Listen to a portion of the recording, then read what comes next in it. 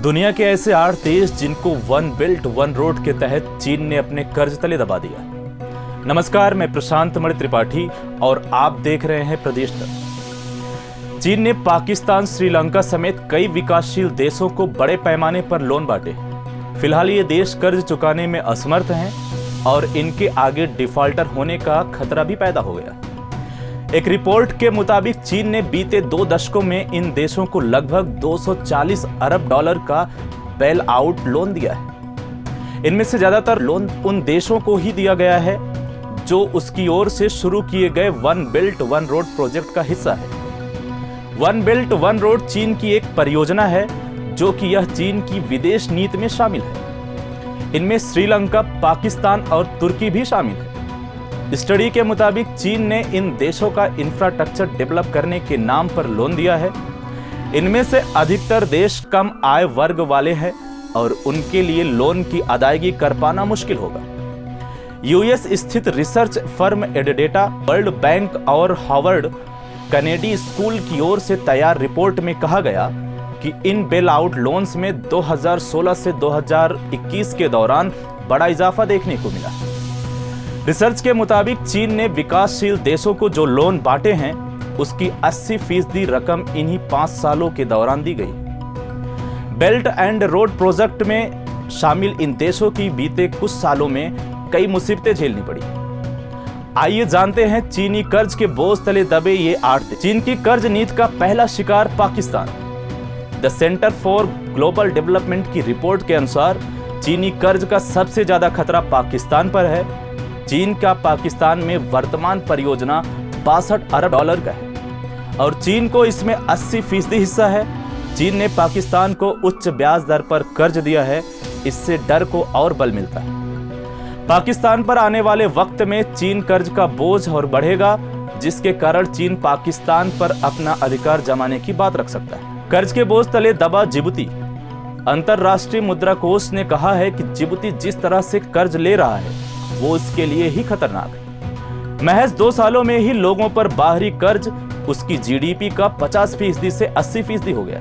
इस मामले में दुनिया के कम आय वाले देशों में जिबूती पहला देश बन गया है। इनमें से ज्यादातर कर्ज चीन के एक्सिम बैंक के हैं। मालदीव भी नहीं बच सका चीन कर्ज नीति से। दिल्ली के सभी बड़े प्रोजेक्टों चीन व्यापक रूप से शामिल है। चीन मालदीव में 830 करोड़ डॉलर की लागत से एक एयरपोर्ट बना रहा है। एयरपोर्ट के पास ही एक पुल बना रहा है जिसकी लागत 400 करोड़ डॉलर है। विश्व बैंक और आईएमएफ का कहना है कि मालदीव बुरी तरह से चीनी कर्ज में फंसता दिख रहा है। मालदीव की घरेलू राजनीति में टकराव है और वर्तमान में मालदीव की सत्ता जिसके हाथ में है उसे चीन का विश्वास हासिल है। दक्षिण पूर्वी एशिया में लाओस गरीब मुल्कों में से एक है। लाओस में चीन वन बेल्ट वन रोड के तहत रेलवे परियोजना पर काम कर रहा है। इसकी लागत 6.7 अरब डॉलर है जो कि लाओस की जीडीपी का आधा है। आईएमएफ ने लाओस को भी चेतावनी दी है कि वो जिस रास्ते पर है उसमें अंतरराष्ट्रीय कर्ज हासिल करने की योग्यता खो देगा। कर्ज नीति का 5वां शिकार देश मंगोलिया।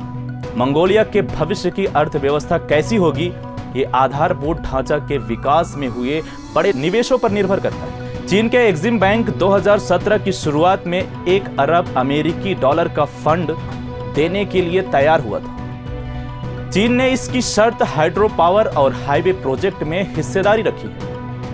कहा जा रहा है कि वन बेल्ट वन रोड के तहत चीन अगले 5 सालों में मंगोलिया में 30 अरब डॉलर का निवेश करेगा।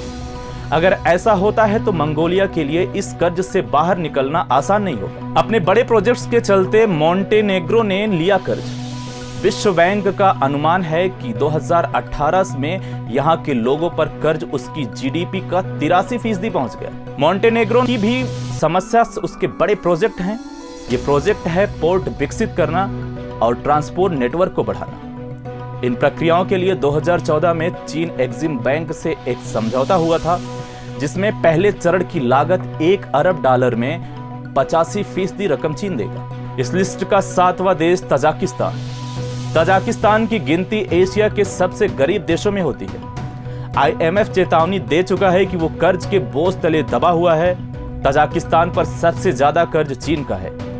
2007 से 2016 के बीच तजाकिस्तान पर कुल विदेशी कर्ज में चीन का हिस्सा 80% था। किर्गिस्तान भी फंसा कर्ज के जाल में। किर्गिस्तान भी चीन के वन बेल्ट वन रोड परियोजना में शामिल है। किर्गिस्तान की विकास परियोजनाओं में चीन का एकतरफा निवेश है। 2016 में चीन ने 1.5 अरब डॉलर निवेश किया था।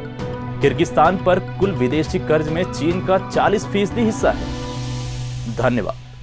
अगर आप ये वीडियो फेसबुक पर देख रहे हो तो हमारे चैनल को लाइक करें, इंस्टाग्राम पर देख रहे हैं तो फॉलो करें और यूट्यूब पर देख रहे हो तो हमारे चैनल को जरूर सब्सक्राइब करें। धन्यवाद।